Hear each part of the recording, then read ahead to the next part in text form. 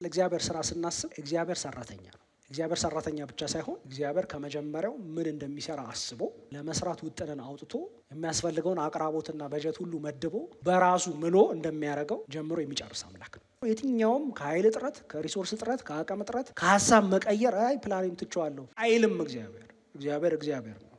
ከመጀመሪያው የጀመረውን ነገር ሊጨርስ አስቦ የሚነሳ ደግሞ ያንን ከዳር የሚያደርስ አምላክ ነው። በእናንተ መልካሙን ስራ የጀመረው እስከ ክርስቶስ ቀን ድረስ ሊፈጽመው የታመነ ነው ይላል። እናንተን በቅዱሱ መንፈሱ ዳግም በመውለድ የጀመረው እግዚአብሔር የልጁን ኢየሱስን መልክ የመሰላችሁ የበሰላችሁ ሙሉ የሆናችሁ ልጆቹ እስክትሆኑ ድረስ በመስራት ያጠናቅቃል። እግዚአብሔር የጀመረውን ነገር በመንገድ ላይ አቦርት አያደርግም። የልጁ የኢየሱስ ክርስቶስን ደም በመክፈል ያጸናውን ኪዳን እግዚአብሔር አይለውጥም። ደም ተከፍሎበታል ህይወታችን።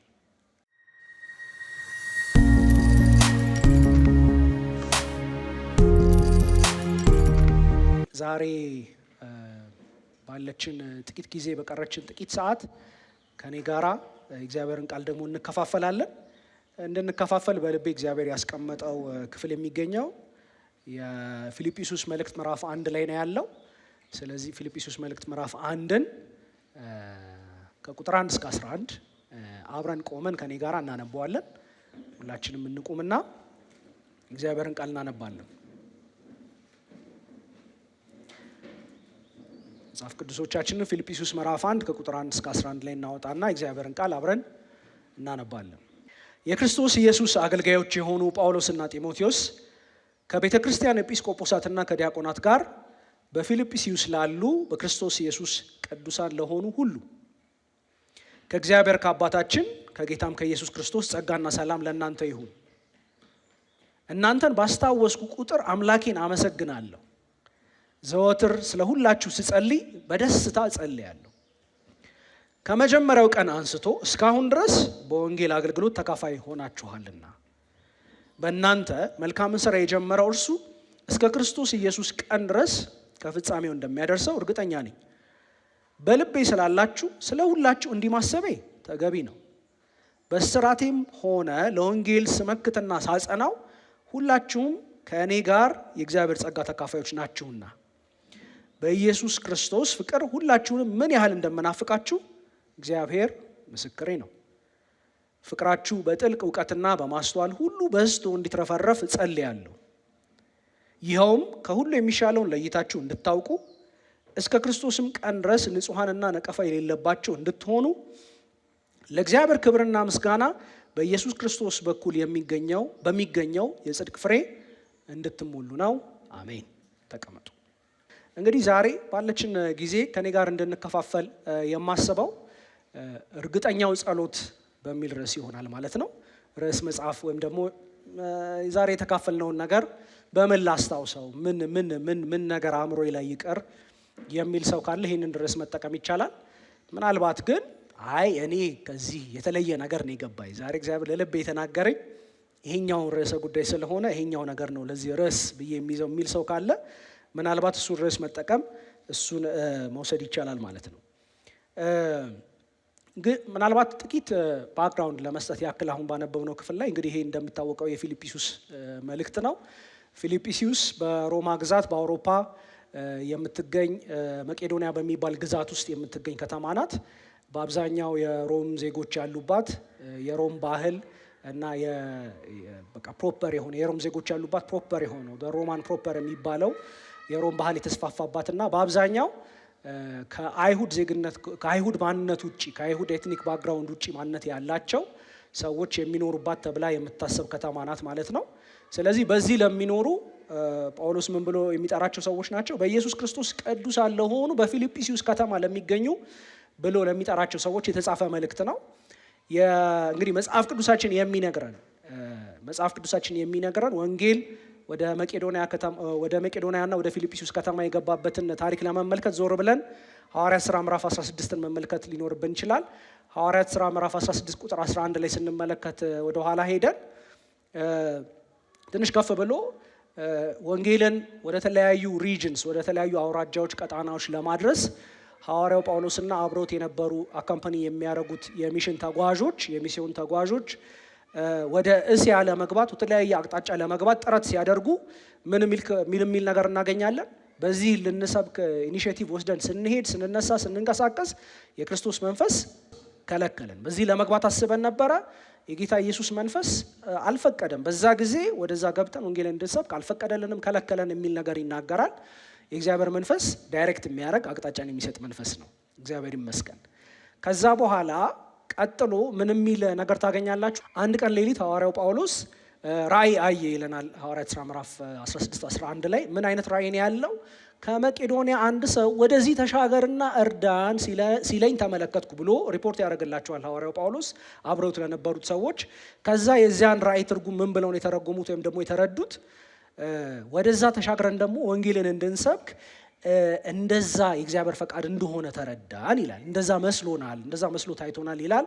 ከዛ በኋላ ያንን ራእይና የገባቸውን የተረዱትን ትርጓሜ ተከትለው ወደ መቄዶንያ እንደሄዱ ከዛም ደግሞ አንዳንድ ጊዜ እዛ እንቀመጥ ነበር ብሎ ይናገራል። ምዕራፍ 16 ቁጥር 12 ላይ አንዳንድ ጊዜ በዛ እንቀመጥ ነበረ ብሎ ይናገራል። ኦኬዥናል የሚሄዱባት ከተማ ትመስላለች ፊልጵስዩስ። ቅድም ወደ ነገርኳችሁ ወደ ፊልጵስዩስ ከተማ ይገባሉ። ከዛ በሰንበት እንግዲህ ፊልጵስዩስ ቅድም እንደነገርኳችሁ የአይሁድ በአብዛኛው ያሉባት ከተማ ስላልሆነች የነበራቸው ልማድ ምንድን ነው? በሌሎች ከተሞች ሲገቡና ሐዋርያው ጳውሎስ ከሐዋርያት ሥራ ዘገባዎች እንደምንመለከተው ወደ ምኩራብ መግባትና በዛ ከተማ ካሉ አይሁድ ጋራ ወንጌልን መነጋገር፣ ኢየሱስ ክርስቶስ የእግዚአብሔር ልጅ የሚጠበቀው መሲህ መሆኑን ከስክሪፕቸርስ ከቅዱሳን መጽሐፍት ወደ ኋላ እየሄዱ በማስረዳት ስለ ክርስቶስ ኢየሱስ ትንሣኤ ምስክር በመሆን የሚነጋገሩበትና የወንጌልን ምስክርነት የሚሰጡበት አገልግሎት እንደነበራቸው እናውቃለን። ነገር ግን በዚህ ክፍል ምዕራፍ 16 ላይ ቁጥር 12 ላይ ሄዳችሁ ስትመለከቱ በሰንበትም ወደ ወንዝ ዳር ሄድን ይላል። በምኩራብ መሄድ ትተው ማለት ነው። እና ስለዚህ ምናልባት በዛ ከተማ ብዙ አይሁዳውያን ስላልነበሩ ምኩራብ የለም ተብሎ ይታሰባል። ስለዚህ የነበራቸው ኦኬዥን ምንድን ነው? የሆኑ ሴቶች ተሰባስበው የነበሩበት ወንዝ ዳር አካባቢ በምን ምክንያት እንደተሰበሰቡ ግልጽ አይደለም፣ ግን የሆኑ ሴቶች ተሰባስበው ነበር እና በዛ ወንጌልን መናገር ጀመርን ብሎ ይናገራል። ሐዋርያት ሥራ ምዕራፍ 16 ላይ ስንመለከት በዛ የወንጌል ምስክርነታቸው የእግዚአብሔር ቃል ሲነግረን ምን ይላል? በስም የተጠራች አንድ ሴት አለች። አሁንም መጽሐፍ ቅዱሱን ሐዋርያት ሥራን ያነበበ ሰው ቢያስታውሰኝ ጥሩ ነው። ማናት? ሊዲያ አይደለም? በአውሮፓ በመጽሐፍ ቅዱሳችን አተራረክ በአውሮፓ የመጀመሪያዋ ክርስቲያን አማኝ ማነች? እህታችን ሊዲያ ነች። የቀይ ሐር ነጋዴ ናች ተብሎ ተጽፎልናል። ቢዝነስ ውመን ናት እና በመጀመሪያ እሷ በወንጌል እንድታመን መንፈስ ቅዱስ ልቧን ከፈተላት ይላል። ከዛ በዛ ይጀመራል ማለት ነው። ወንጌል በዛ ከተማ የሚያደርገው ስር መስደድ በዛ ይጀመራል። ከዛም ወደ ጸሎት ቤት የሚለው ነገር አለ። ሐዋርያው ጳውሎስና አብረውት ያሉ ሰዎች ወደ ጸሎት ቤት ደግሞ ሄደን እንዲሁ ወንጌልን የመናገርና የሚያደርጉትን ነገር የተላኩበትን ተልእኮ የሚፈጽሙበትን ተግባር በመፈጸም ሂደት ውስጥ አንዲት ለጌቶቿ በጥንቆላ ብዙ ገንዘብ ታስገኝ የነበረች ሴት ነበረች ይላል። ታስታውሳላችኋል እሱን ክፍል። ያቺ ሴት ነበረች። ያቺ ሴት አወከቻቸው። ምን እያለች? የልዑል አምላክ ባሪያዎች የጌታን ፈቃድ የሚያስታውቋችሁ ምናምን እያለች። ከዛ ጳውሎስ ምን ይላል እዛ ክፍል ላይ? መንፈሱ ተበሳጨበትና ዞር ብሎ ታግሶ ነው ከሆኑ ቀናት በኋላ ይመስላል፣ ከሆነ ድግግሞች በኋላ ይመስላል ስትመለከቱት፣ ዞር በልና በጌታ በኢየሱስ ስም እንድትወጣ አዝሃለሁ ሲል መንፈሱ በዛ ሰዓት ከልጅቷ ከሴትዮዋ ለቆ እንደሄደ ይናገራል። በዛች ጠንቋይ አማካኝነት የገቢ ምንጭ የነበራቸውና ያ የገቢ ምንጫቸው የነጠፈባቸው የደረቀባቸው ሰዎች በጳውሎስና አብሮት በሄዱ ሰዎች ላይ የውሸት የሐሰት ክስ መስርተው ወደ ሸንጎ ጎትተው ፍርድ ቤት አመጧቸው። እኛ ሮማውያን ስንሆን እነዚህ አይሁዳውያን ለእኛ ልንቀበለው ያልተገባና አዲስ እምነት አዲስ አስተምሮ ያስፋፋሉ፣ ጥፋተኞች ናቸው፣ ሊፈረድባቸው ይገባል ብለው እንደከሰሷቸው ትመለከታላችሁ። በዛ ምክንያት ወደ ወህኒ ቤት እንዲገቡ ይፈረድባቸዋል። ፌመስ የሆነው እኛም መዝሙር የምንዘምርበት ጳውሎስና ሲላስ በእስር ቤት ተጥለው እያሉ በስራት መዝሙር ሲዘምሩ ለጌታ እጃቸው ሰንሰለት ተፈታ ብለን የምንዘምርበት የዛ መዝሙር ክፍል የሚገኘው እንግዲህ እዛ ነው። ፍርድ ቤት ወደ ወህኒ እንዲጣሉ በተወሰነባቸው መሰረት ተጣሉ። ወህኒ ሲዘምሩ እግዚአብሔርን ሲያመልኩ ጳውሎስና ሲላስ በወህኒ ውስጥ የተፈጠረውን ነገር የምታስታውሱት ነው። ከዛ እንዲወጡ ይደረጋል። እንዲወጡ ሲደረጉ እኛ የሮማውያን ዜጎች ሆነን ያለ ተገቢ የፍርድ ሂደት መታሰራችን ፌር አይደለም ብለው ይህንን ሊሟገቱና አፒል ሊያደርጉ እንዳሰቡ ሲሰሙ የከተማው ኃላፊዎችና ባለስልጣናት የሮም ዜጎች ሆነን እንዲህ አይነት ሚስትሪትመንት በማድረጋቸው ሌላ ችግር ሳይፈጠር አግባቧቸው ይላል። እባካችሁ ከተማችሁን ለቃችሁ ሂዱ፣ በቃ ምንም ነገር ከዚህ በላይ በእናንተ ምክንያት ችግር እንዲፈጠር አንፈልግም፣ እባካችሁ ከተማችንን ለቃችሁ ሂዱልን አሏቸው ይላል። ከዛ በኋላ ቅድም በጌታ በማመን በፊልጵስዩስ ከተማ በጌታ በማመን ቀዳሚ ወደ ሆነችው ወደ እህታችን ወደ ሊዲያ ቤት ገብተው ወንድሞችን አበረታቱና ከዛ በኋላ ወደሚቀጥለው ደግሞ ጉዟቸው እንደቀጠሉ እንመለከታለን። ጥቂት ባክግራውንድ ለመስጠት ያክል የፊልጵስዩስ ከተማ የወንጌል ጉዞ እና ወንጌል ወደዛች ከተማ ገብቶ ከዛ ሌሎችን የወረሰበት ሂደት አጀማመር ይህን ይመስላል። በዚህ እነ ጳውሎስ በዚህ መልኩ ጀምረውታል። በጣም በሚገርመው ሁኔታ እዛ ጋር ሊዲያ አመነችልና እነዛ ነገሮች ተፈጥረው ከዛ በኋላ ሐዋርያው ጳውሎስና ሲላስ ከተፈቱ በኋላ ሊዲያና ወንድሞች ሆነዋል። በሊዲያ ቤት የተሰባሰቡ ወንድሞችም ኖረዋል እና እግዚአብሔር ይመስገን በአንድ ሰው የማይቀር ወንጌል የሰጠን እግዚአብሔር ይመስገን። አንድን ሰውን ምክንያት አድርጎ ይጀመርና ከዛ በኋላ ሌሎች የሚደርስ የክርስቶስ ኢየሱስ ወንጌል ስላለን እግዚአብሔር ይመስገን። ስለዚህ እንደዛ ሆኖ የተጀመረና ከዛ ጳውሎስ እና ሲላስ አብሮት የነበሩ ሰዎች ወደ ሌላ ቦታ በመሄድ ወንጌልን ሲያስፋፉ ቆይተው ይህንን እንግዲህ መልእክት ወደ ጻፈበት ደግሞ ጊዜ እንመጣለን ማለት ነው። ይሄ መልእክት የተጻፈው ሐዋርያው ጳውሎስ ወደ መጨረሻው የአገልግሎቱና የሕይወቱ ክፍል አካባቢ እንደሆነ ይታሰባል። በሮም በቁም እስር ሆኖ ሐዋርያት ሥራ ምዕራፍ 28 ላይ የምናገኘው ማለት ነው። በሮም በቁም እስር ሆኖ የጻፈው መልእክት እንደሆነ ይታሰባል። ስለዚህ መልእክቱ ምን አይነት ዋና ዋና ይዘቶች አሉት? በዋናነት ለሐዋርያው ጳውሎስ ላደረጉለት ኮንትሪቢዩሽን ወይም ደግሞ መዋጮ፣ እርዳታ፣ ድጋፍ ለማመስገን እግረ መንገድ ደግሞ በዚህ በክርስቶስ ኢየሱስ ወንጌል በማመን የተካፈሉት አዲስ ህይወት እና ደግሞ በጋራ የሚካፈሉት ኑሮ ይሄ ህይወት በምን አይነት መልኩ ነው ሊኖር የሚገባው የሚለውን ነገር ለማስታወስ ምክር ለመስጠት አንዳንድ ለዩኒቲ ለአንድነት ለህብረት ጠር የሆኑ ነገሮችንና አንዳንድ ድርጊቶችን ለመቃወም ደግሞ ሁለት ጽንፎችን በአንድ በኩል አመፀኝነት በቃ ስር የሰደደ ልቅነት ያለው በቃ ምንም አንሆንም አንድ ጊዜ ምናልባት ወንጌልን አግኝተናል ከዚህ በኋላ እንደፈለግን ብንሆን የሚል አይነት ጽንፍ የያዙ ሰዎች ያሉ ይመስላል። እነሱን ለማረም በሌላ በኩል ደግሞ አይሁዳዊነትን ህግ አጥባቂነትን ወግ አጥባቂነትን ደግሞ ሌላ ኤክስትሪም ይዘው የሚኖሩ ወይም ደግሞ እንደዚህ አይነትን ነገር ለማስተማር የሚፈልጉ ሰዎችን ለመከላከል የሚናገራቸው ነገሮች አሉ። እነዚህ አይነትን ዋና ዋና ይዘቶች የያዘ መልእክት ነው ማለት ነው። ወደ ዛሬው ክፍላችን እንግዲህ ስንመለከት ቅድም ለነገራችሁ እንደሞከርኩት ዋና እንድናተኩርበት ወይም ደግሞ እንድንመለከት የፈለግኩት ነገር እርግጠኛው ጸሎት በሚለው ነው። ጳውሎስ የሚጸልየው ጸሎት አለ እንደተመለከት ነው። ጳውሎስ የሚጸልየው ጸሎት በእርግጠኝነት የሚጸልየው ጸሎት ነው። ያንን ጸሎት ለራሳችን እንድንጸልየው ከዛ ደግሞ ያ የጸልየው ነገር ኮንቴንቱ ይዘቱ ደግሞ ምን ይመስላል እንዴት ሊኖር ይችላል የሚለውን ነገር ሜዲቴት እንድናረግበት እንድናሰላስልበት ከዚህ ወተን ስንሄድ ደግሞ ልንኖር የሚገባ ነገር ስለሆነ የሆኑ መመሪያዎችን እንድንቀበል አስባለሁ ማለት ነው። እግዚአብሔር ይመስገን። እንግዲህ መልእክቱ ሲጀምር ሐዋርያው ቅዱስ ጳውሎስ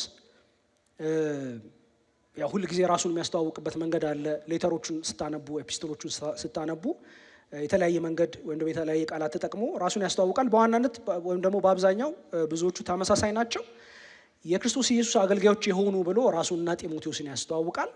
ከዛ በኋላ አብራችሁ በቤተ ክርስቲያን ኤጲስቆጶሳትና ዲያቆናት አሉ፣ የሚመሯችሁ ሰዎች አሉ። ከነዚህ ሁሉ ጋር ከኛም ጋር ፎርዛት ማተር በኢየሱስ ክርስቶስ አማካኝነት ቅዱሳን ለሆናችሁ ሁሉ ብሎ ይናገራቸዋል። ብዙውን ጊዜ በተደጋጋሚ ደግሞ በመልእክቶቹ እንደምንመለከተው ሰላምታ አሰጣጡ እንዴት ያለ ነው? ቁጥር 2 ላይ እንደምንመለከተው ከእግዚአብሔር ከአባታችን ከጌታም ከኢየሱስ ክርስቶስ ጸጋና ሰላም ለእናንተ ይሁን ይላልና ያው በጣም ለምደነዋል። ጸጋና ሰላም ላንተ ጸጋ ምናምን የሚሉ ያው የኛ ሰርክል ውስጥ ያሉ ቃላት ስለሆኑ በጣም ለምደናቸዋል። ግን ጸጋና ሰላም ይሁንልን። አሜን ትላላችሁ? የእግዚአብሔር ጸጋ እና ሰላም የጌታችን የኢየሱስ ክርስቶስ ጸጋና ሰላም ለሁላችን ይሁን። ጳውሎስ ሲሪየስሊ የሚወስደው ነገር እንደሆነ ትመለከታላችሁ። በመልእክታቱ ሰላምታው ሲጀምር እኔ ነኝ የዚህ መልእክት ጸሐፊ፣ መልእክቱን የጻፍኩት ለእናንተ ነው፣ ጸጋና ሰላም ለእናንተ ይሁን። እግዚአብሔር ይመስገን። እንደምታውቁት ደግሞ መልእክታቱን ሲጨርስ ደግሞ ጸጋና ሰላም እንደገና ለእናንተ ይሁን። ፊልጵስዩስ መልእክትም ሲጨርስ እንደዛ ብሎ የሚዘጋው ጸጋና ሰላም ለእናንተ ይሁን ብሎ ይዘጋል። ጸጋና ሰላም ለእኛ ይሁንልን፣ እግዚአብሔር ይመስገን። ከዛ በኋላ ቁጥር 3 እና 4 ላይ የሚናገራቸው ነገሮች አሉ። ስለ ጳውሎስ አገልግሎትና አገልግሎቱን ኮንትሮል ስለሚያደርገው አስተሳሰብ በጣም ብዙ ነገር ይነግረናል። ይሄ ቅዱስ ጳውሎስ የምንመለከተው አንድ ነገር ምንድን ነው? ሐዋርያው ጳውሎስ ላገለገላቸው ለራሱ ይጸልያል። አምላኬ እንዲህ እንዲያደርግልኝ ጸለይኩኝ ይላል። በተለያየ ቦታዎች እንዲህና እንዲያ ብሎ የሚያነሳቸው ነገሮች አሉ። በተለይ ግን ዛሬ እንድንካፈለውና እንድንማረው የፈለግኩት ነገር አንድ ላነሳ የምፈልገው ነገር ምንድን ነው? ሐዋርያው ጳውሎስ ለሚያገለግላቸው ሰዎች አብረው ከእሱ ጋር የኢየሱስ ክርስቶስ ጸጋ የእግዚአብሔር ሕይወት ተካፋይ ለሆኑ ሰዎች ይጸልያል። ይህንን በመልእክታቱ በጣም በተደጋጋሚ የምናገኘው ነገር ነው። ስጸልይላችሁ ስለ እናንተ ዘወትር ማሳሰብን አልተውም፣ እንዲህ እንዲሆንላችሁ ጸልያለሁ፣ አምላኬ እንዲህ እንዲያደርግልኝ ጸለይኩኝ ስለ እናንተ። ስለ እያንዳንዱ አት ኢንዲቪጁዋል ሌቭል ራሱ የግለሰቦችን ስም እየጠራ ሐዋርያው ጳውሎስ ላገለገላቸው ሰዎች እንደሚጸልይ ይናገራል። እግዚአብሔር ለምናገለግላቸው ሰዎች እንድንጸልይ ይርዳል። የእግዚአብሔር ፓወር የእግዚአብሔር ኃይል ያለው እዛ ውስጥ እንደሆነ ሐዋርያው ጳውሎስ ተረድቷል እና እጸልይላችኋለሁ ለእናንተ ይላል። ምናልባት ሳምፕል እንዲሆነን እና እንድናስታውስ አንዳንድ ነገር የሚረዳን ከሆነ አንድ ሁለት ጸሎቶችን ከኤፌሶን መልእክት እና ከቆላሴስ መልእክት ማንሳት እንችላለን። የመጀመሪያው ጸሎት ኤፌሶን ምዕራፍ 1 ላይ የሚገኝ ነው። በአንድም ሆነ በሌላ መንገድ እናነሳዋለን እሱን ጸሎት። ምዕራፍ 1 ቁጥር 18 አካባቢ የሚገኝ ጸሎት ነው። እንደዚህ ብሎ ይጸልይላችኋል። እግዚአብሔር እንግዲህ የጥበብንና የመገለጥን መንፈስ እንዲሰጣችሁ ጸልያለሁ። ይህም የልቦና አይኖቻችሁ ሲበሩ የመጥራቱ ተስፋ ምን እንደሆነ፣ ደግሞ በቅዱሳን ዘንድ ያለው የርስት ባለጠግነት ምን እንደሆነ፣ ከዛም ደግሞ በላይ ለእኛ ለምናምን የኃይሉ ታላቅነት ምን እንደሆነ ማወቅ ትችሉ ዘንድ እጸልይላችኋለሁ እያለ ሐዋርያው ጳውሎስ ይጸልይላችኋል። ያው ጸሎቶቹ ራሱ ቢተነተኑ ራሳቸውን የቻሉ ትምህርቶች ናቸው። ዛሬም የጸለየውን ጸሎት ነው ተንተነን የምንማረው። ጸሎቶቹ ስብከት ናቸው። ጸሎቶቹ ትምህርት ናቸው። ጳውሎስ ስለ አገልግሎት፣ ጳውሎስ ስለ ወንጌል፣ ጳውሎስ ስለ ሩጫ፣ ጳውሎስ ስለ ሕይወት በአጠቃላይ ያለውን ምልከታ የሚያሳዩ እኛም ደግሞ እንደዚህ አይነት ምልከታ እንዲኖረን የሚያደርጉና ግን አት ዘ ሴም ታይም ደግሞ እግዚአብሔር እነዛን እውን እንዲያደርግ ኃይሉን እንዲለቅ ያንን እውን እንዲያደርግ እግዚአብሔር ያንን ኤፈርት እንዲባርክ የምንጸልይበት ማለት ነው። በሌላ ቦታ ደግሞ እዛው ኤፌሶን መጽሐፍ ላይ ምዕራፍ 3 ላይ ያለውን ደግሞ ጸሎት ሁላችሁ የምታስታውሱት ነው። ከዚህ በፊት ተነጋግረናል። አባትነት ሁሉ አድሜ ሲያስተምረን ነበር። ይህንን ክፍል ታስታውሳላችሁ። አባትነት ሁሉ ፋሚሊስ ሁሉ ከሚሰየሙበት ከአብ ፊት እንበረከካለሁ በዚህ ምክንያት ብሎ ነው የሚጀምረው አይደል? በዚህም ምክንያት አባትነት ሁሉ ከሚሰየምበት ከአብ ፊት እንበረከካለሁ። ለምንድን ነው የምትንበረከከው ጳውሎስ?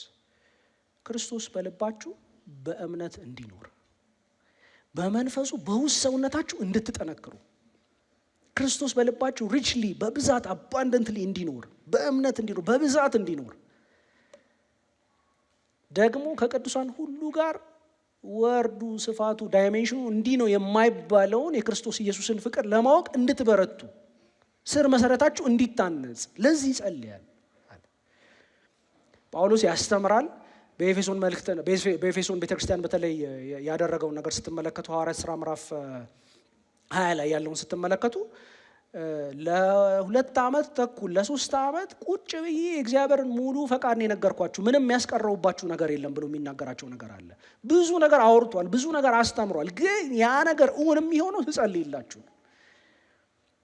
ስለዚህ ጸልይላችኋል። ይህ ያስተማርኳችሁ ነገር፣ ይሄ የምነግራችሁ እውነት በክርስቶስ ስር መሰረታችሁ መታነጽ ከቅዱሳን ጋር ዳይሜንሽኑ ከመታወቅ የሚያልፈውን የክርስቶስን ፍቅር ማወቅ፣ ያንን ለማወቅ የመበረታት ጉልበት ያለው ክርስቶስ በውስጣችሁ በልባችሁ በእምነት የሚኖረው እነዚህ ሁሉ እውነቶች፣ እነዚህ ሁሉ ከባባድ ጠቅጠቅ ያሉ ቹዝ እውን የሚሆኑት በእናንተው ስጸልይላችሁ እንደሆነ ስለገባኝ ጸልይላችኋል። አሁንም ልድገመው፣ እግዚአብሔር ለምናገለግላቸው ሰዎች እንድንጸልይ ይርዳል። መሪዎች፣ ሽማግሌዎች፣ የዲፓርትመንት ያገገው ዲፓርትመንት ሊደሮች፣ የሆም ሴል ሊደሮች እግዚአብሔር ይህን ህይወት ያካፍለን። አሜን። ከዛ በኋላ ጳውሎስ በጣም የሚነካ ነገር ይናገራል። ኤፌሶን ምዕራፍ 3 ቁጥር 20 ላይ ሁላችንም የምናውቀውን አንድ ነገር ይናገራል። እንግዲህ ከምንለምነውና ከምናስበው እጅግ አብልጦ ማድረግ ለሚቻለው ብሎ እግዚአብሔርን ያመሰግናል። ለእግዚአብሔር ክብር ይሁን ይላል። ጸሎት እንጸልያለን። አዎ እግዚአብሔር መንፈስ በረዳን መጠን ለእግዚአብሔር ማሳሰብን የማንተዋቸው ጉዳዮች አሉ። አዎ የሚገርመው ግን እግዚአብሔር የለመንነውን ያክል አይደለም የሚያደርገው። ኢማጂን ያደረግነውን ያክል አይደለም እግዚአብሔር የሚያደርገው። እግዚአብሔር የሚያደርገው ከምናስበው በላይ ከምንለምነው በላይ እግዚአብሔር ታላቅ ነገር ማድረግ ይቻላል። ስለዚህ ስንጸልይ ኢንቬን አይደለም የምንጸልየው። ስንጸልይ ዝም ብሎ እንደ ነገሩ አይደለም የምንጸልየው። ከምንለምነው አብልጦ ከምናስበው ይሄን ጸልዬ ውጤቱ ይሄ ሊሆን ይችላል፣ የዚህ አውትካም ይሄ ሊሆን ይችላል፣ እግዚአብሔር ጸሎቴን ሰምቶ ይሄን ሊያደርግ ይችላል ከምንለው በላይ አብልጦ ማድረግ ለሚቻለው ከዘላለም እስከ ዘላለም ክብር ይሁን ይላል። የእግዚአብሔር ስም የተባረከ ይሁን። ጳውሎስ ለሚያገለግላቸው ሰዎች ላገለገላቸው ሰዎች ይጸልያል። እናንተም ባስታወስኩ ቁጥር ይላል። የጳውሎስ አቲቲዩድ በጣም ነው የሚገርመው። ዝም ብሎ አይደለም የሚጸልየው። ያው እንግዲህ ጸሎት አስፈላጊ ነገር ነው፣ እንግዲህ ምን ይደረግ ካልጸለይን ምንም ጠብ የሚል ነገር የለም እንጸልያለን አይደለም የሚለው። እናንተን ባስታወስኳችሁ ቁጥር ዘወትር ይልና ጸልያለሁ ይልና ደግሞ ቁጥር 4 ላይ በጣም የሚገርም ነገር ነው የሚናገረው። ዘወትር ስለ ሁላችሁ ስጸልይ በደስታ እጸልያለሁ ይላል። እያማረረ እያጉረመረመ ምን እነዚህ እያለ አይደለም ይጸልይላቸው። ኦፍኮርስ ምክንያት አለው በዚህ ክፍል ውስጥ በደስታ የሚጸልይበት ብሎ የሚናገረው ምክንያት አለው፣ እንመለከተዋለን። ግን በደስታ ጆይፉሊ ይጸልይላቸዋል። በነገራችን ላይ የዚህ የፊልጵስዩስ መልእክት አንደኛው ኪ ፊቸር ወይም ዋና ፊቸር ከሚባሉት መካከል አንደኛው ደስታ አይደለም ደስታ አይደለም። ፊልጵስዩስ ያው የደስታ መልእክት ነው ተብሎ ነው የሚታወቀው። ምዕራፍ 4 ቁጥር 6 እንዳው ምዕራፍ 4 ቁጥር 4 እንዳው በጣም የምናውቀው ቃል ምንድን ነው የሚለው? ሁል ጊዜ በጌታ ደስ ይበላችሁ። ሐዋርያው ጳውሎስ በአንድ አይፋታንም፣ ሁለተኛ ይደግምልናል። ደግሜ እላለሁ ደስ ይበላችሁ ብሎ የሚናገርበት ነው። እና ደስታ ደስታ ደስታ የሚለው ቃል ከ15 ጊዜ በላይ በተለያየ አይነት አገባብ እዚህ ደብዳቤ ውስጥ አለ ተብሎ ይነገራል። በደስታ ነው የሚጸልይላቸው ለሚያገለግላቸው ሰዎች። ለምንድን ነው ሐዋርያው ጳውሎስ በደስታ የምትጸልይላቸው? ምንድን ነው ደስ የሚልህ? ልብህን ደስታ የሞላው ነገር ምንድን ነው ብለን የምንጠይቀው ቁጥር 5 እና 6 የሚመልስልን ነገር ይኖራል ማለት ነው። ከመጀመሪያው ቀን አንስቶ እስካሁን ድረስ በወንጌል አገልግሎት ተካፋይ ሆናችኋልና ይላል። ከመጀመሪያው ቀን ማለት ቅድም ሊዲያ እንዳመነች የነገርኳችሁ ያቺ ቀን ማለት ነው። ወደ መቄዶንያ ግዛት ደግሞ ወደ ፊልጵስዩስ ከተማ ገብተው ወንጌልን ተናግረው ካመኑት መካከል የመጀመሪያ የሆነችው ሊዲያ ያመነችበት ቀን፣ ከዛ ቀን አንስቶ የወንጌል ፓርትነርስ የወንጌል አጋሮች ሆናችኋል። በዚህ ደስ ይለኛል፣ ስለ እናንተ እግዚአብሔርን እያመሰገንኩ ጸልይላችኋለሁ ብሎ የሚናገረው ነገር አለ። ከዛ በኋላ የትምህርት የዛሬ የማገለግለው አገልግሎት ርዕስ ወደ ሆነው ቁጥር ነው የምንሄደው። በእናንተ መልካምን ስራ የጀመረው እርሱ እስከ ኢየሱስ ክርስቶስ ቀን ድረስ ከፍጻሜው እንደሚያደርሰው እርግጠኛ ነኝ ብሎ ይናገራል። እግዚአብሔር ይመስገን። ጳውሎስ የሚጸልየውን ጸሎት ኮንቴንቱን በኋላ ቁጥር 9 ላይ ይነግረናል። ያነበብነው ክፍል ነው። ያንን ከማለቱ በፊት ግን ቆይ ስጸልይላችሁ የሚሰማኝን ስሜት፣ ያለኝን አመለካከት፣ የሚሰማኝን አቲቲዩድ፣ ይህንን አቲቲዩድ ላካፍላችሁ፣ ምን እያሰብኩ እንደሆነ የምጸልይላችሁ ይህንን እስኪ ላሳውቃችሁ ብሎ ይመስላል የሚናገረው። በደስታ ነው የምጸልይላችሁ። ለምን? ከመጀመሪያው ቀን ሊዲያ ካመነችበት ከዚያ ቀን አንስቶ ከኔ ጋራ የወንጌል ፓርትነርስ ሆናችሁ፣ የወንጌል አጋር ሆናችሁ አብራችሁኝ በሶሊዳሪቲ ነው ያላችሁት። ይሄ ብቻ አይደለም፣ የመጀመሪያው ቀን አንስቶ እስከ ዛሬ ብቻ አይደለም፣ እስከ መጨረሻው ደግሞ የመጀመሪያ ቀን አለ እስከ ጌታ ቀን፣ እስከ መጨረሻው ቀን ደግሞ በእናንተ መልካሙን ስራ የጀመረው እግዚአብሔር ሊዲያ ያመነች ቀን ተጀመረ የተባለው በእናንተ መካከል እግዚአብሔር እየሰራ ያለውን መልካሙን ስራ፣ በውስጣችሁ እየሰራው ያለውን ስራ፣ በእናንተ አማካኝነት እግዚአብሔር እየሰራ ያለውን ስራ ከፍጻሜ እንደሚያደርሰው እርግጠኛ ነኝ አለ። እግዚአብሔር ይመስገን። ስለዚህ ጳውሎስ ደስታ አለው ውስጡ። ለምን? አብረውት ወንጌልን የነገራቸው ሰዎች የወንጌል ስራ ማህበርተኛ ሆኖ ተካፋይ ሆኖ አብረውት በፓርትነርሺፕ በአጋርነት እያገለገሉ በመሆኑ ደስተኛ ነው። ይሄ ብቻ ግን አይደለም፣ ይሄ መጀመሪያው ነው። እግዚአብሔር ይህን መጀመር ብቻ አይደለም፣ ከፍጻሜ ያደርሰዋል፣ ያጠናቀቋል፣ ኮምፕሊት ያደርገዋል። ስለዚህም እርግጠኛ ነኝ። ጳውሎስ ሲጸልይ በዚህ አቲቲዩድ ነው የሚጸልይ፣ እርግጠኛ ሆኖ ነው የሚጸልየው። ደስታ አለ ውስጡ፣ ስሜቱ የደስታ ስሜት ነው። አቋሙና ሁኔታውን ስትመለከቱት እርግጠኝነት ነው፣ ኮንፊደንስ አለው ሐዋርያው ጳውሎስ። እግዚአብሔር ይመስገን። አልጨረሰም። የሚገርማችሁ ነገር እና ያው ጸልይላችሁ ያልኳችሁ ጸሎት ምን መሰላችሁ ብሎ ወደ መናገር አሁንም አልሄደም። አሁንም ቁጥር 7 ላይ ስሜቱን ይነግረናል። ይገርማል። በጣም ኢንቲሜትና አፌክሽኔት የሆነ ደብዳቤ ነው የፊልጵስዩስ መልእክት እንደምታውቁት ማለት ነው። ጳውሎስ ፍቅሩን ስሜቱን የሚናገርበት የውስጡን ነገር ለማፍሰስ ቨልነራብል የሚሆንበት ስሜቱን የሚያጋራበት አይነት ደብዳቤ ነው። በልቤ ስላላችሁ ስለ ሁላችሁ እንዲህ ማሰቤ ተገቢ ነው። በእስራቴም ሆነ ወንጌልን ስመክትና ሳጸና በቁም እስር ባለበት አሁን በዚህ እሱ በሚጽፍበትም ሁኔታ ይሁን ውጪ ሆኖ ወንጌልን በሚሰብክበትና የወንጌልን ስራ በሩጫ በሚያስፋፋበት ጊዜ ሁሉ ሁላችሁም ከኔ ጋር የእግዚአብሔር ጸጋ ተካፋዮች ናችሁ፣ የኔ ናችሁ። we belong to the same family። አብረን የእግዚአብሔርን ጸጋ እንካፈላለን። በዚህ በጣም ደስ ይለኛል። ይሄን ማለት ተገቢ ነው።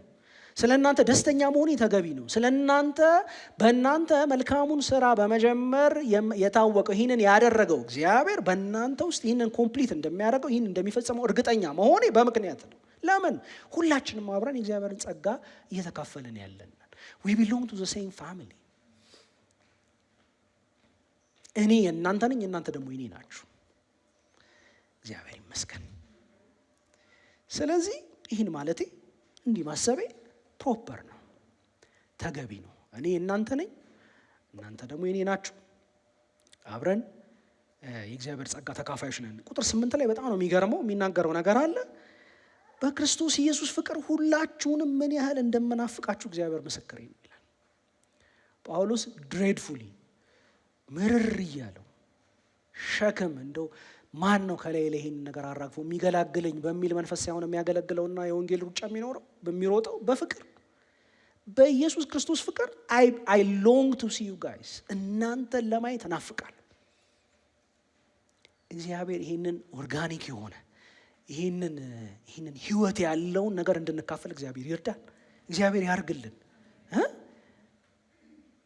ህይወትን አብረን የምንካፈል የእውነት ሎንግ የምናደርግ አንዳችን ለአንዳችን ለማየት ስለ አንዳችን ዌልፌር ሪሊ የሚያሳስበን አሁን እንደምናነበው በፍቅር ማቹር እያደረግን በፍቅር እየበሰለን የምንሄድ ሰዎች እንድንሆን እግዚአብሔር ይርዳል። መልካሙ ስራ ተጀምሯል፣ እስከ ክርስቶስ ቀን ድረስ እንደሚፈጸም እርግጠኛ ነኝ ይላል። ጥቂት እዚህ ነገር ጋር ግን እንድናገር ፍቀዱልኝ።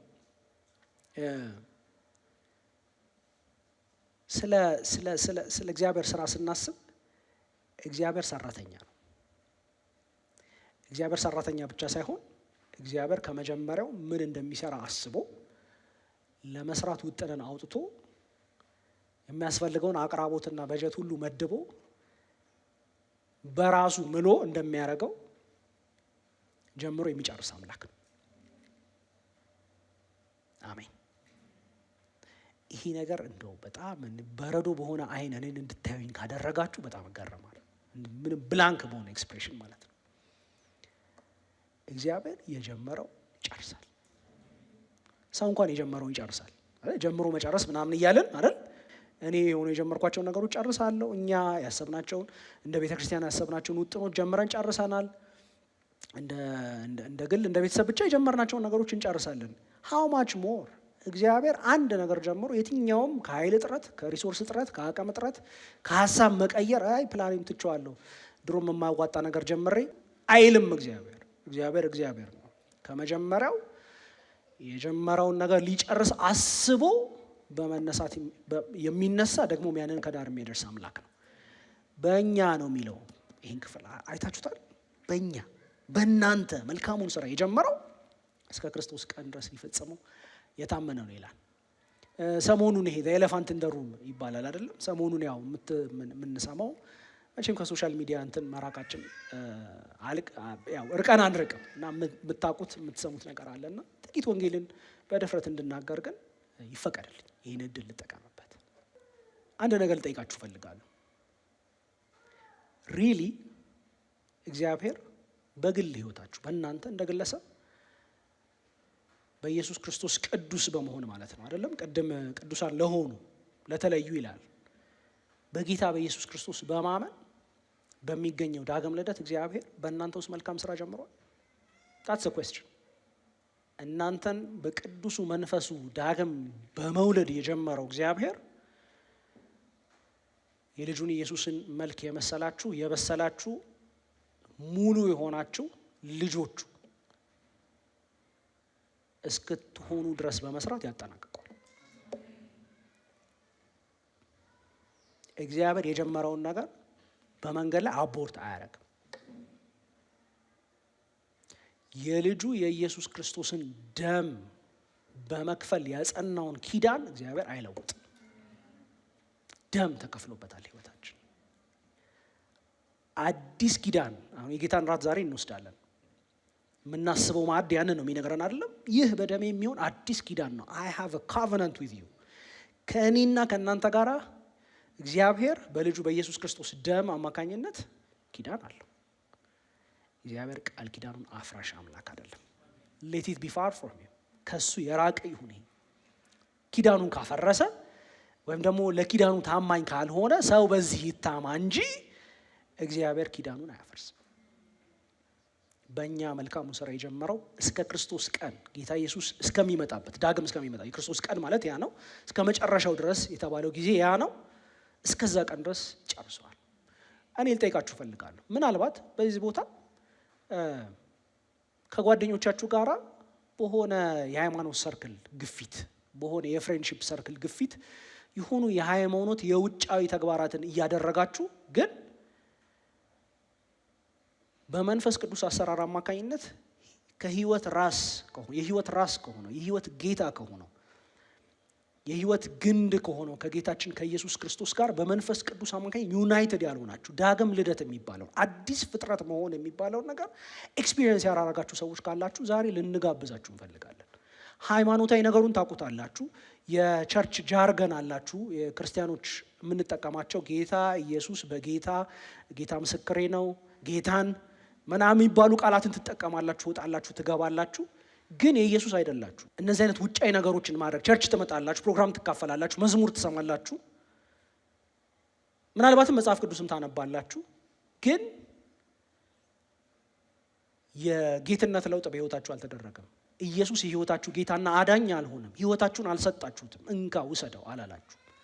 መንፈስ ቅዱስ በተለያየ መንገድ ኮንቪክት ላይ ያረጋችሁ እድል ሰጥቷችኋል። ግን ለዛ ኮንቪክሽን መልስ ዳይሬክትሊ አልሰጣችሁም።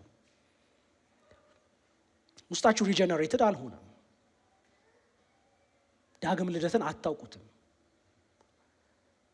ሐዋርያው ጳውሎስ ሮሜ ምዕራፍ 8 ላይ እንደሚነግረን የእግዚአብሔር ልጅ መሆናችንን መንፈሱ ከመንፈሳችን ጋር ይመሰክራል የሚለው የውስጥ ቴስቲሞኒ የእግዚአብሔር ልጅ ስለመሆናችሁ ያ እርግጠኝነት፣ ያ ቴስቲሞኒ፣ ያ ዊትነስ የላችሁ።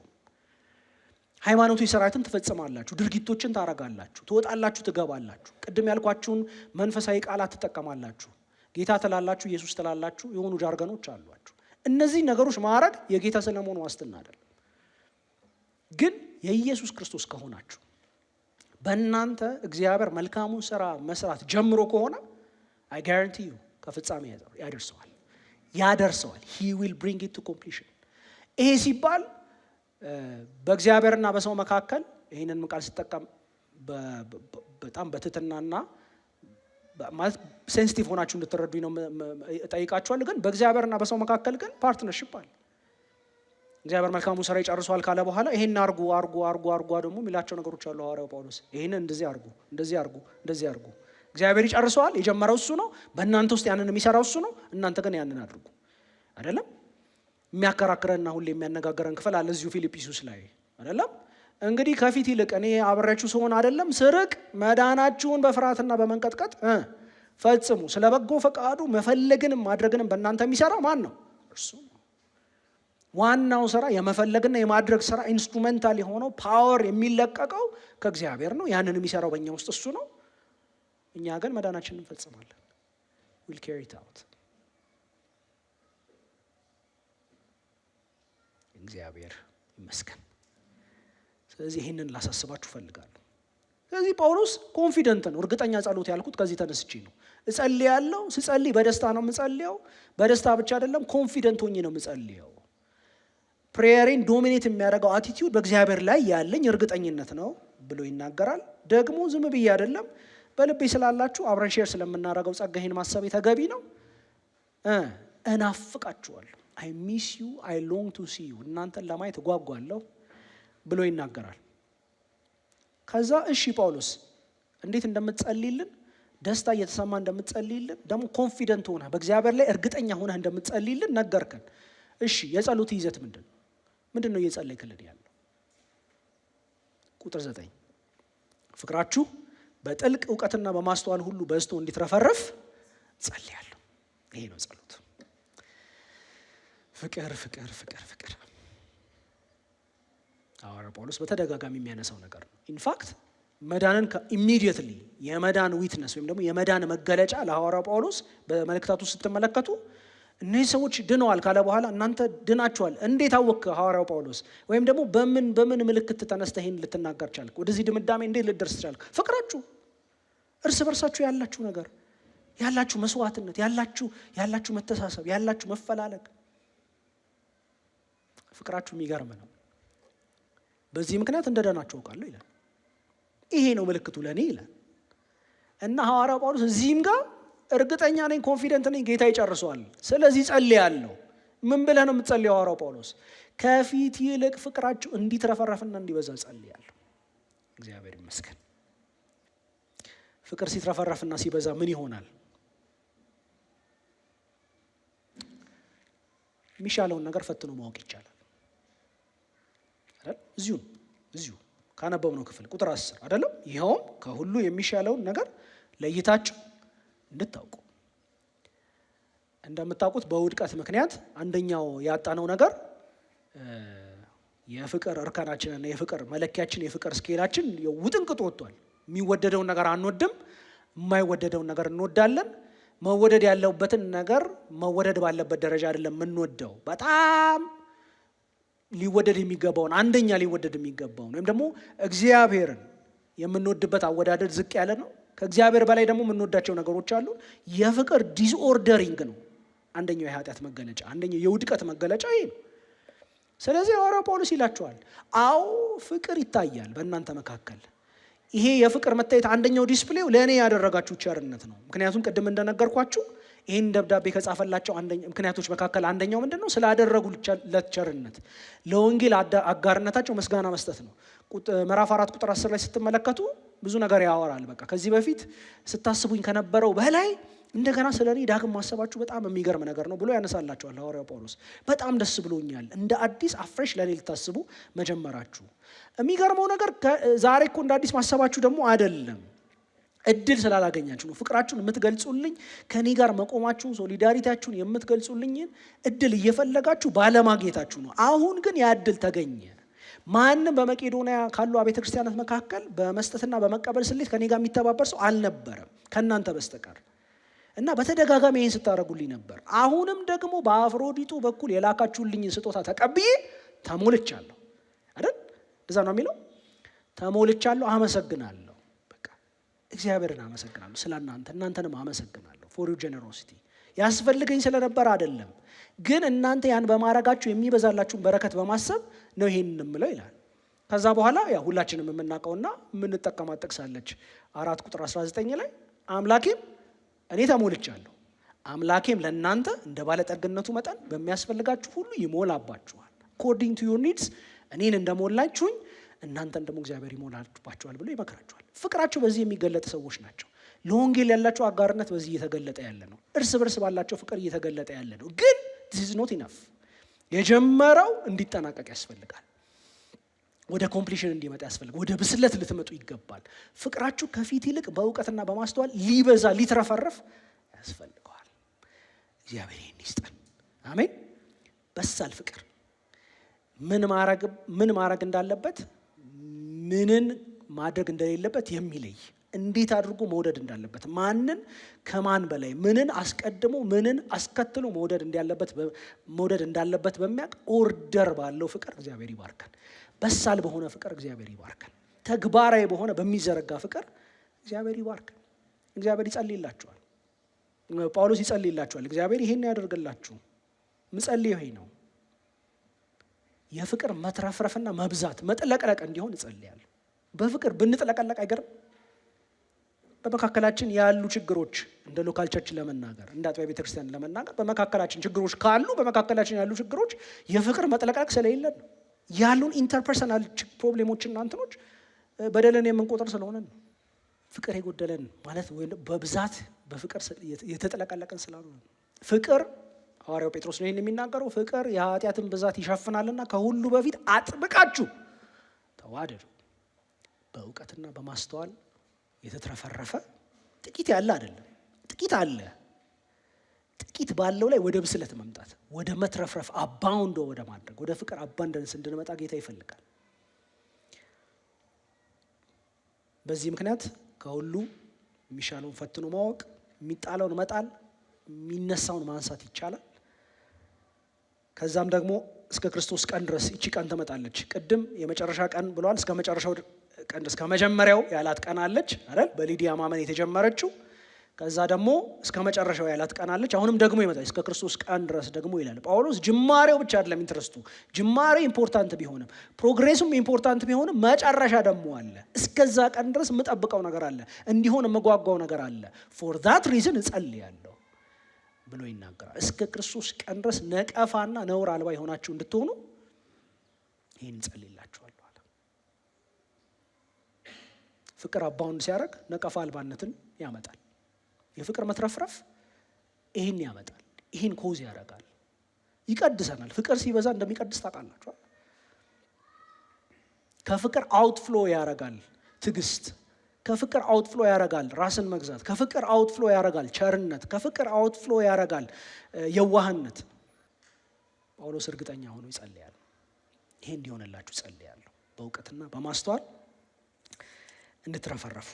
በመጨረሻ የዚህ የፍቅር መብዛት የመጨረሻው ፋይናል አውትካሙ ምንድን ነው? ለእግዚአብሔር ክብርና ምስጋና አንብቡት እስኪ።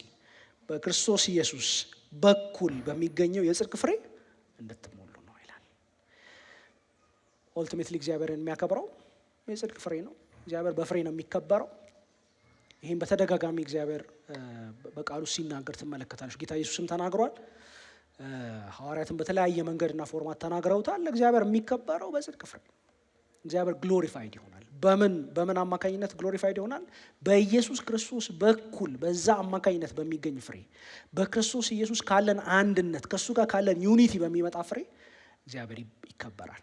ፍቅራችን ከፊት ይልቅ ከመጠን ይልቅ ይትረፈረፍና የበዛ ዘንድ እግዚአብሔር ይፈልጋል። ለምን? የሚሻለውን ፈትነን እንድናውቅ፣ ያለ ነቀፋ እንድንሆን። ከዛስ እግዚአብሔርን የሚያከብር የጽድቅ ፍሬ እንዲትረፈረፍ እንዲሞላ። እዚህ ጋር የምታያቸው ላንጉጆች በሙሉ መትረፍረፍ፣ መብዛት፣ መሞላት፣ አባንዳንስ፣ መንዠርገግ የሚለውን ቃል ልጠቀም። በቃ ፍሬ በፍሬ መሆን። እግዚአብሔር እንደ ማህበር ይህን ይስጠን።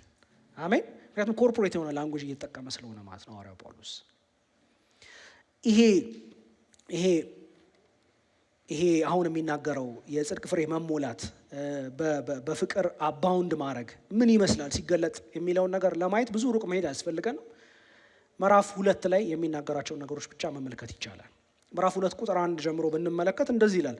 ከክርስቶስ ጋር ካላችሁ አንድነት የተነሳ በክርስቶስ ኢየሱስ በኩል የሚገኝ የጽድቅ ፍሬ ጥቂት ቁጥሮችን ዘሎ ጥቂት አረፍተ ነገሮችን አልፎ አሁንም ሐዋርያው ጳውሎስ እዛው ጋር ነው ያለው። ከክርስቶስ ጋር ካላችሁ አንድነት የተነሳ ከሱ ድሮ የምታደርጉት ከኢየሱስ ጋር ካላችሁ አላይቭ የሆነ ሕያው የሆነ ዩኒየን የተነሳ ከሱ ጋር ከመጣበቃችሁ የተነሳ ካለው መንፈሳዊ አንድነት የተነሳ የትኛውን መበረታታት ከክርስቶስ የሚመጣ ከፍቅር የሆነ መጽናናት፣ የመንፈስ ህብረት፣ ምሕረትና ርኅራኄ ቢኖራችሁ በአንድ ሀሳብ፣ በአንድ ፍቅር፣ በአንድ መንፈስና በአንድ ዓላማ በመሆን አሁንም ምን ይላል? ደስታዬን ፈጽሙልኝ። ጳውሎስ ደስታ የምትለዋን ነገር የሙጥኝ ብሎ ይዟታል እዚህ ክፍል ላይ። እዛ ጋር ስለ እናንተ ዘወትር ስጸልይ ደስ እያለኝ ነው የምጸልየው። ይሄ ደስታ ሙሉ እንዲሆንልኝ እኔን የምትወድኝ ከሆነና የምትፈልጉ ከሆነ እነዚህ ነገሮች አድርጉ። ከክርስቶስ ጋር ካላችሁ አንድነት ከዛ ዩኒየን የተነሳ ምን አድርጉ? መበረታታት፣ እርስ በርስ መጽናናት፣ ምሕረትና ርኅራኄ፣ ፍቅር። በምን አይነት አቲቲዩድ? በአንድ ሀሳብ፣ በአንድ ፍቅር፣ በአንድ መንፈስና በዓላማ በመሆን ደስታዬን ፈጽሙልኝ። ከዛስ ሌሎች ከእናንተ እንደሚሻሉ በትህትና ቁጠሩ እንጂ በራስ ወዳድነት ምኞት ወይም ደግሞ ከንቱ ውዳሴን ለማግኘት አንዳች አታድርጉ። እያንዳንዳችሁ ሌሎችን የሚጠቅመውን እንጂ ራሳችሁን የሚጠቅመውን ብቻ አትመልከቱ። የፍቅር መንዠርገግ ይህን ይመስላል። በፍቅር አባውንድ ማድረግ ይህን ይመስላል። ምን ይመስላል? ከንቱ ውዳሴ ለማግኘት እሱ እኮ ለመባል ሳይሆን አንዱ ሌላው የሚጠቅመውን ነገር እንዲመለከት በማድረግ በዚህ ይገለጣል። ባልንጀራው ከሱ እንደሚሻል በትህትና በመቁጠር ይገለጣል። ራሳችሁን የሚጠቅሙን ብቻ አትመልከቱ። እንዳውም ልንገራችሁ፣ ያ በማስተዋልና በፍቅር የሚበዛው ፍቅር ያ ፍቅር መገለጫው ምን አይነት ነው? በክርስቶስ ኢየሱስ የነበረው ያ አስተሳሰብ በእናንተ ዘንድ ሲሆን ነው ብለው ጭራሽ ያመጣላችኋል። ፍቅር በማስተዋልና በእውቀት ሲበዛ ምን ይመስላል? በኢየሱስ ክርስቶስ የነበረው ሀሳብ በእኛ ዘንድ ሲሆን ያንን ይመስላል። ኢየሱስ ክርስቶስ አስተሳሰቡ ምን ነበረ? ምን አይነት አመለካከት ነበረው? በእግዚአብሔር መልክ ሲኖር ሳለ ከእግዚአብሔር ጋር መተካከልን መቀማት ወይም መቀማት እንደሚገባው ነገር አልቆጠረው። እንዲያውም ነገር ግን የባሪያን መልክ ያዘ። በሰው መልክ ተገኘ፣ የባሪያን መልክ ያዘ። ራሱን አዋረደ፣ ራሱን ባዶ አደረገ ለሞት። እንዲያውም በጣም ብሩታል፣ በጣም ግሩሰም፣ በጣም አስቀያሚ፣ በጣም አሰቃቂ፣ በጣም አሳፋሪ፣ ሮማውያን ለዜጎቻችን አይመጥንም፣ ማንም ሮማዊ በዚህ መንገድ መገደል የለበትም ብለው የሚጸየፉትን የመስቀልን ሞት ለመቀበል ድረስ እስከ መቀበል ድረስ የታዘዘ ሆነ። የአስተሳሰብ በእናንተ ዘንድ ይሁን። የፍቅር መብዛት፣ የፍቅር መትረፍረፍ፣